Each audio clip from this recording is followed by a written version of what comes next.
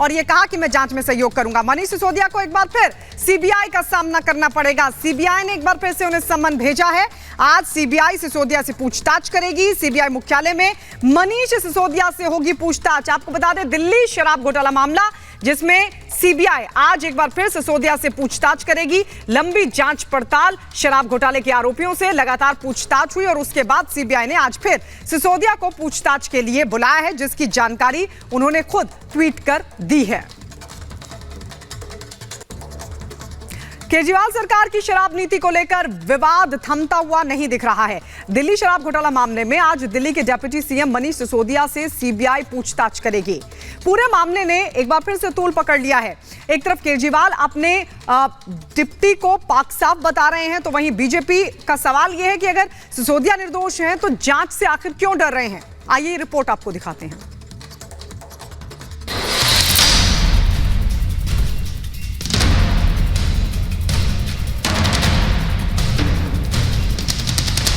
कट्टर ईमानदार या घोटाला भ्रष्टाचार, सवाल तैयार, सिसोदिया होंगे गिरफ्तार। शराब घोटाले पर लड़ाई, एक्शन में सीबीआई। दिल्ली में केजरीवाल सरकार की शराब नीति को लेकर विवाद थमता नजर नहीं आ रहा। शराब घोटाले पर दिल्ली की सियासत फिर गरमा रही है। वजह है दिल्ली के डिप्टी सीएम मनीष सिसोदिया को सीबीआई का समन। लंबी जांच पड़ताल और शराब घोटाले के आरोपियों से पूछताछ के बाद सीबीआई ने आज सिसोदिया को पूछताछ के लिए बुलाया है, जिसकी जानकारी सिसोदिया ने खुद ट्वीट कर दी। सिसोदिया ने ट्वीट कर लिखा, सीबीआई ने फिर बुलाया है, मेरे खिलाफ इन्होंने सीबीआई ईडी की पूरी ताकत लगा रखी है। घर पर रेड, बैंक लॉकर तलाशी, कहीं मेरे खिलाफ कुछ नहीं मिला। मैंने दिल्ली के बच्चों के लिए अच्छी शिक्षा का इंतजाम किया है, ये उसे रोकना चाहते हैं। दिल्ली के डिप्टी सीएम सीबीआई के सामने हाजिर होंगे, शराब घोटाले से जुड़े सवालों का जवाब देंगे। जी हां, वही शराब नीति जिसमें दिल्ली को 32 जोन में बांटा गया। हर जोन में 25 से 26 शराब के ठेके खोले गए। शराब का ठेका निजी कंपनियों को दिया गया।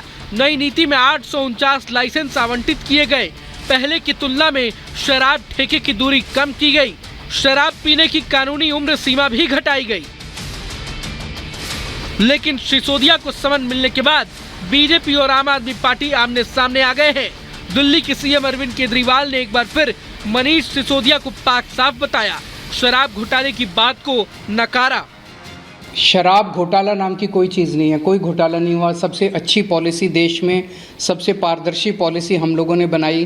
तो दिल्ली के अंदर इन लोगों ने जानबूझ के पॉलिटिकल वेंडेटा के तौर पे, राजनीतिक षड्यंत्र के तौर पे इन्होंने ये सारा केस रचा है।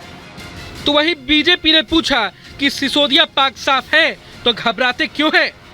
देखिए, बार बार हमने शराब पॉलिसी के बारे में दिल्ली की जनता को एक एक बारीकियों के बारे में बताया कि क्या घोटाला हुआ है, और अरविंद केजरीवाल जी बहुत ही बेशर्मी से आकर ऐसा बोल देते हैं, जबकि उनको मालूम है कि सारे उनके लोग पकड़े जा रहे हैं। सारे सीबीआई ईडी उनकी प्रॉपर्टी अटैच कर रही है, कोर्ट उनके लोगों को बेल नहीं दे रही है, और फिर भी वो अपना कानून प्रणाली के ऊपर में उंगली उठाते हुए ये कहते हैं कि कोई घोटाला नहीं हुआ। तो वो मैं मान लूँगा कि कोई घोटाला नहीं हुआ तो अरविंद केजरीवाल जी अपना नार्को टेस्ट करवाएं, और वो नार्को टेस्ट में इसी बात को अगर बोलेंगे कि कोई घोटाला नहीं हुआ तो मैं भी मान लूँगा। शराब घोटाले पर सिसोदिया से कई बार पूछताछ हो चुकी है। उनके घर से लेकर लॉकर तक खंगाले जा चुके हैं। पिछली बार सीबीआई ने अक्टूबर 2022 में मनीष सिसोदिया को शराब घोटाले मामले में समन किया था।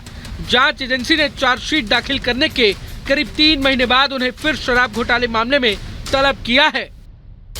बता दें कि दिल्ली के डिप्टी सीएम मनीष सिसोदिया पर कई संगीन आरोप लगे हैं, जिसके मुताबिक उन्होंने नियमों की अनदेखी कर शराब नीति बनाई, शराब के लाइसेंस देने में नियमों की अनदेखी की, नियम कायदों की अनदेखी कर टेंडर दिए, ठेकेदारों को गलत तरीके से फायदा पहुंचाया, शराब ठेकेदारों के 144 करोड़ रुपए माफ किए, कोरोना के बहाने लाइसेंस फीस माफ की गई। नई शराब नीति से राजस्व को भी भारी नुकसान पहुंचा। वहीं सीबीआई के साथ साथ इस घोटाले की जांच प्रवर्तन निदेशालय यानी ईडी भी कर रही है। कई आरोपी भी शिकंजे में हैं, लेकिन अब तक किसी आरोप पत्र में दिल्ली के डिप्टी सीएम का नाम नहीं आया है। कई आरोपियों से पूछताछ के बाद सीबीआई ने सिसोदिया को पूछताछ के लिए बुलाया है। तो वहीं बीजेपी और आम आदमी पार्टी के बीच सियासी टक्कर फिर शुरू हो गई है। ये वही सीबीआई और ईडी है जो 1 साल से 500 अफसरों के साथ इस केस की जांच कर रही है, लेकिन 1 साल में ये विक्टिमहुड कार्ड इसलिए खेला जा रहा है क्योंकि इनको भ्रष्टाचार से ध्यान हटाना है। आज सवाल ये बनता है कि अगर इसमें कोई भ्रष्टाचार नहीं हुआ था शराब घोटाले में, तो क्यों आपने नई पॉलिसी हटाकर पुरानी पॉलिसी लाई? अगर शराब घोटाला नहीं हुआ था तो 2,500 करोड़ का नुकसान हुआ, ये आरटीआई ने दिल्ली सरकार के क्यों बताया?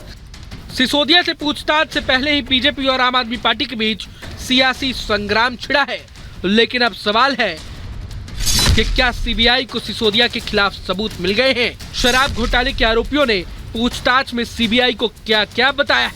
और सवाल ये भी कि शराब घोटाले का सच आखिर कब सामने आएगा? Bureau report, Republic Bharat.